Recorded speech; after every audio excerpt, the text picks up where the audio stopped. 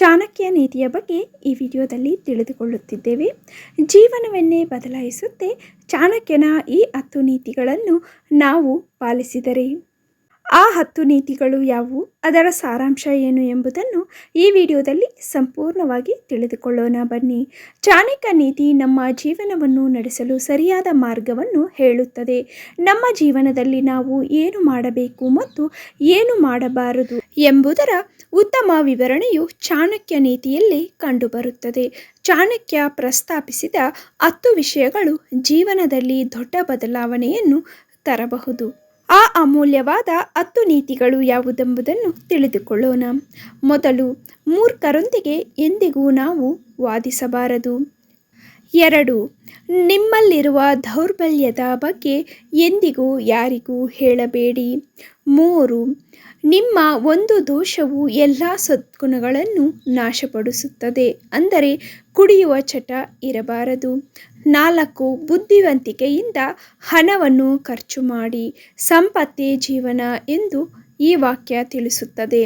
5, ಅಪಪ್ರಚಾರಕ್ಕೆ ಹೆದರಿ, ಅಂದರೆ ಅವಮಾನದಿಂದ ಬದುಕುವುದಕ್ಕಿಂತ ಸಾಯುವುದು ಒಳ್ಳೆಯದು ಎಂದು ಚಾಣಕ್ಯ ಹೇಳುತ್ತಾನೆ. ಸಾವು ಕೇವಲ ಒಂದು ಕ್ಷಣ ದುಃಖವನ್ನು ನೀಡುತ್ತದೆ, ಆದರೆ ಅವಮಾನವು ಪ್ರತಿದಿನ ಜೀವನದಲ್ಲಿ ದುಃಖವನ್ನು ತರುತ್ತದೆ.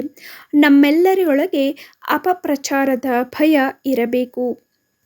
6, ಸೋಮಾರಿತನವನ್ನು ದೂರವಿಡಿ. ಸೋಮಾರಿತನದಿಂದ ನಾವು ಏನನ್ನೂ ಸಾಧಿಸಲು ಸಾಧ್ಯವಿಲ್ಲ.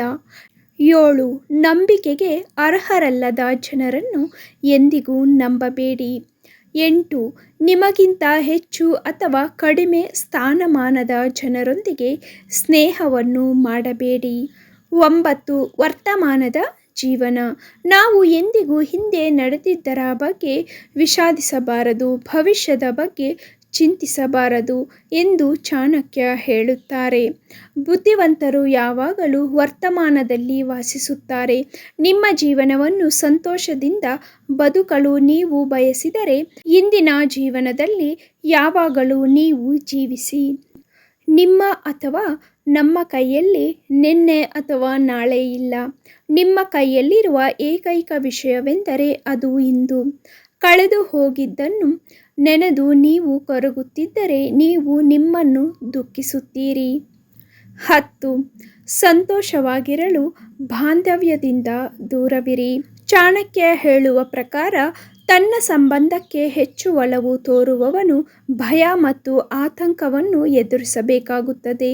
ಎಲ್ಲ ದುಃಖಗಳ ಮೂಲವೇ ಬಾಂಧವ್ಯ. ಐ ಹೋಪ್ ಈ ಅಮೂಲ್ಯವಾದ ಮಾಹಿತಿ ತಮ್ಮೆಲ್ಲರಿಗೂ ಯೂಸ್ ಆಗಿದೆ ಅಂದ್ಕೊಂಡಿದ್ದೀನಿ ಫ್ರೆಂಡ್ಸ್. ಯೂಸ್ ಆಗಿದ್ರೆ please like, share and subscribe to the channel. For more videos please visit to the channel.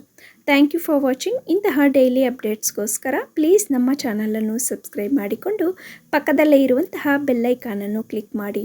ಈ ವಿಡಿಯೋ ವೀಕ್ಷಿಸಿದಂತಹ ತಮ್ಮೆಲ್ಲರಿಗೂ ನನ್ನ ಧನ್ಯವಾದಗಳು.